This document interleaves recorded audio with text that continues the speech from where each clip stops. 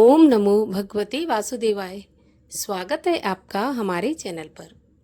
आज के इस वीडियो में आप रसपान करेंगे श्रीमद् भगवत गीता सार के 14वें अध्याय का हिंदी में महात्म्य के साथ।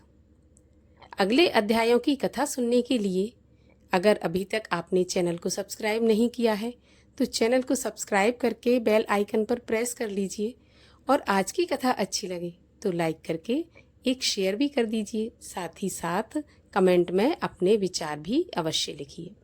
तो चलिए अब हम शुरू करते हैं श्रीमद् भगवत गीता सार का 14वां अध्याय।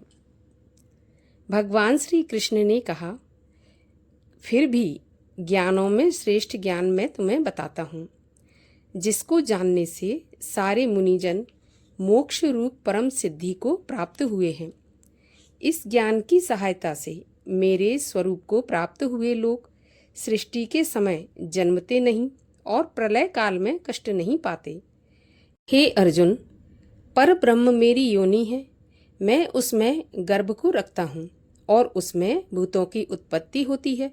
हे कौन्ते, सब गर्भों से जो विभूतियाँ उत्पन्न होती हैं उनका उत्पत्ति स्थान प्रकृति है और मैं बीज को देने वाला पिता हूँ। हे महाबाहो, प्रकृति से उत्पन्न सत्व, रज और तम तीनों गुण देह में रहने वाले निर्विकार आत्मा को बांध लेते हैं। हे अर्जुन, इनमें तत्व निर्मल होने के कारण प्रकाश और निरुपद्रव है, जो प्राणी को सुख और ज्ञान के साथ बांधती है। हे कौन्ते, रोगात्मक रजोगुण से तृष्णा और आसक्ति उत्पन्न होती है, जो प्राणी को कर्म के साथ बांधती है। तमोगुण की उत्पत्ति अज्ञान है, यह नम्र आलस्य निद्रा से प्राणी को बांधता है। हे अर्जुन, सत्व सुख उत्पन्न करता है, रज कर्म पैदा करता है, तम सब ज्ञानों को ढककर प्रमाद पैदा करता है। हे अर्जुन, सत्व गुण रज और तम को दबाकर बढ़ता है, इसी प्रकार रज सत्व और तम को और तम सत्व तथा रज को दबाकर आगे बढ़ता है। इस देह में इंद्रियों द्वारा जब ज्ञान का प्रकाश उत्पन्न हो तब समझिए सत्व गुण की विशेष वृद्धि हुई है। हे कौन्ते, रजोगुण की वृद्धि में लोभ, कर्मों में प्रवृत्ति, कर्मों का आरंभ, अशांति और इच्छा उत्पन्न होती है। हे अर्जुन, तमोगुणों की प्रबलता में अविवेक, अनुद्यम, प्रमाद और मोह ये सब होते हैं। जब देह को सत्व गुण के उदय में मृत्यु प्राप्त होती है तो वह ज्ञानियों के प्रकाश में लोक को पाता है। रजोगुण के उदय से मरकर कर्मों में आसक्त मनुष्य जन्म लेता है और तमोगुण के उदय में मरा हुआ मूढ़ योनि में जन्म पाता है। सात्विक पुण्य कर्म का फल भी सात्विक कलंक रहित होता है। राजस कर्म का फल दुख और तामस कर्म का फल अज्ञान है। सत्व से ज्ञान उत्पन्न होता है, रज से लोभ तथा तम से प्रमाद, मोह और अज्ञान की उत्पत्ति होती है। सात्विक पुरुष को उत्तम, राजस को मध्यम और अधम तामसी लोगों को नीच गति प्राप्त होती है। जो दृष्टि गुणों से अलग अर्थात निर्गुण साक्षी मात्र आत्मा को जान लेता है वह मेरे रूप को प्राप्त होता है। जो देह शरीर में उत्पन्न होने वाले सत्व गुण, रज, तम इन तीनों गुणों को जीत लेता है वह जन्म, मृत्यु, बुढ़ापा और रोग से छूटकर मुक्ति पाता है। तब अर्जुन बोले, हे भगवान, कैसे मालूम हो कि अमुक मनुष्य ने तीनों गुणों को पार कर लिया है? उसका क्या बर्ताव है? किन उपायों से वह तीनों गुणों को त्यागता है?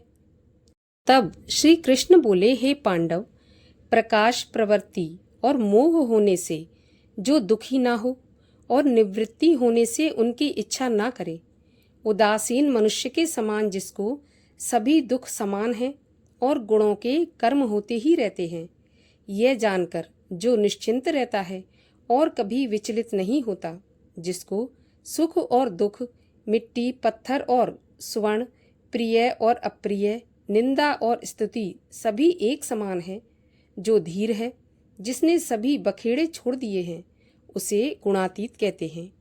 जो अनन्य भक्ति से मुझे पूजता है वह तीनों गुणों को जीतकर ब्रह्म भाव को पाता है, क्योंकि ब्रह्म का और विकार रहित मोक्ष का और सनातन धर्म का और अखंड सुख का भंडार मैं ही हूँ। इस प्रकार भगवत गीता सार का 14वां अध्याय यहीं पर समाप्त हुआ और अब सुनते हैं 14वें अध्याय का महात्म। 14वें अध्याय का महात्म सुनाते हुए श्री नारायण जी लक्ष्मी जी से बोले कि हे लक्ष्मी, संकल द्वीप का राजा एक दिन शिकार खेलने को चला। साथ में आसपास के और भी राजा थे। संकल द्वीप के राजा ने दूसरे राजाओं के साथ शर्त लगाई कि जिसका कुत्ता पहले शिकार को मारेगा सो वो राजा उस शिकार को ले लेगा। तब राजाओं ने अपने अपने कुत्ते छोड़े तो एक सुस्या वहां से निकला। उसके पीछे सारे कुत्ते दौड़ पड़े। सुस्या दूर निकल गया और कुत्ते पीछे रह गए। संकल द्वीप के राजा के कुत्ते ने सुस्या को पकड़ा तो लोगों ने शोर मचाना शुरू कर दिया। जब लोगों ने शोर मचाया तो कुत्ते का चित्त विचलित हो गया और सुस्या फिर से छूटकर भाग गया। कुत्ते के दांत सुस्या को लगे थे। खून टपकता जाए, सुस्या भागता जाए और कुत्ते पीछे रह गए। भागते भागते जंगल में एक कच्चा तालाब पानी से भरा था। वहां पर एक साधु महाराज रहते थे तथा उस तालाब में सुस्या जा गिरा और पीछे से वह कुत्ता भी जा गिरा।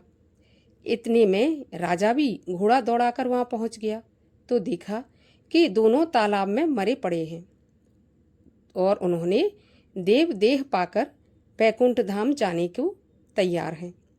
राजा को देखकर उन्होंने कहा, राजन, तू धन्य है, तेरे प्रताप से हमने देव देही पाई है। तब राजा ने पूछा कि यह कैसे हुआ, मुझे इसका ज्ञान नहीं है। तब उन दोनों ने कहा कि हम नहीं जानते, परंतु इस तालाब के जल के छूने से हमें देव देह मिली है। तो राजा ने कहा, धन्य भाग मेरे, जो मेरी वजह से तुम्हारा उद्धार हुआ। इतना कहकर वह दोनों बैकुंठ धाम को चले गए।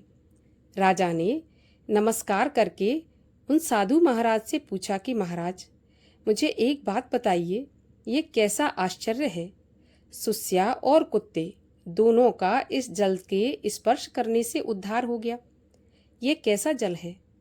तब उस संत ने कहा कि हे राजन, मेरा गुरु यहाँ रहते हैं, नित्य स्नान कर गीता के 14वें अध्याय का पाठ किया करते हैं।